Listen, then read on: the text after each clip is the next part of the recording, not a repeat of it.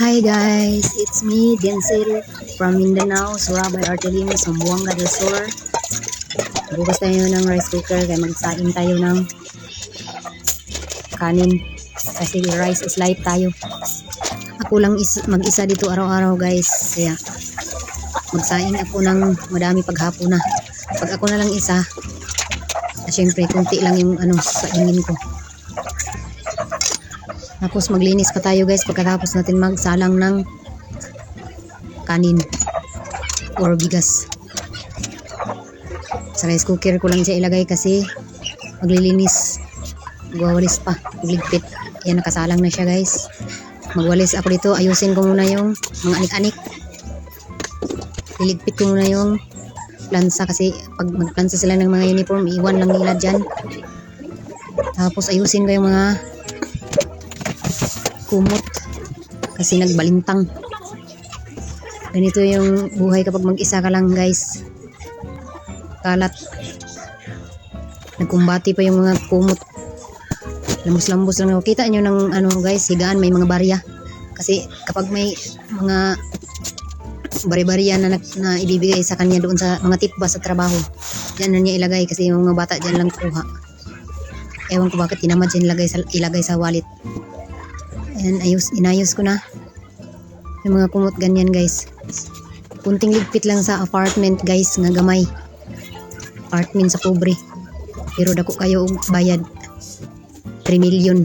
Ay, hambugira jud kayo. Isag mamaunang kaya. Bugira jud ni Jinsel oy. Mamaunang kaya good. Kaya mukat na lang ang agi.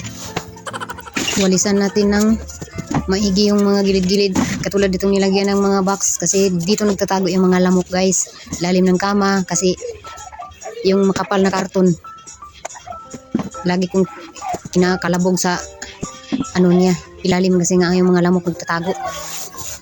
Maraming lamok, kahit nag-electric fan kami minsan pinapatay, magsilabas sila. Ang daming mga anik-anik guys, sobrang papakita ko sa inyo kung paano ako naglilinis dito araw-araw kasi ako lang nga mag-isa, kaya aking laba, aking ligpit, aking walis, basta lahat. Pero masarap mag-trabaho sa gawaing bahay kapag mag-isa ka lang dahil walang makapag sa'yo, istorbo. Pero haggard na yan guys, yun talaga ginagawa ko dito araw-araw, mag-isa lang. Maliit lang tong apartment na to guys kasi wala man tayong bahay, hanggang rent lang tayo. At saka guys, yung tubig pa lang iniinom namin dito sa Manila ay binibili din, bukod din yung nagbabayad ka ng tubig na mga ginagamit sa araw-araw na ligo, laba, bukod din yung iniinom binibili. At 35 ang 1 galon, 1 container. Kaya niliwalisan ko na lahat guys, pati sa kunting kusina, mini kusina. Yan, magmamap na ako guys, nilagyan ko yan ng downy. Kung walang downy, minsan head and shoulder o shampoo. Yan, pati dingding guys, binaanuhan ko rin punasan. Binarasan ko naman yung map.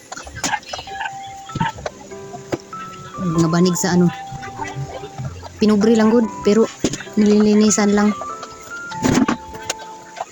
Kaya pawisan ka rin kapag haggard na yung ninyo, manay ninyo guys.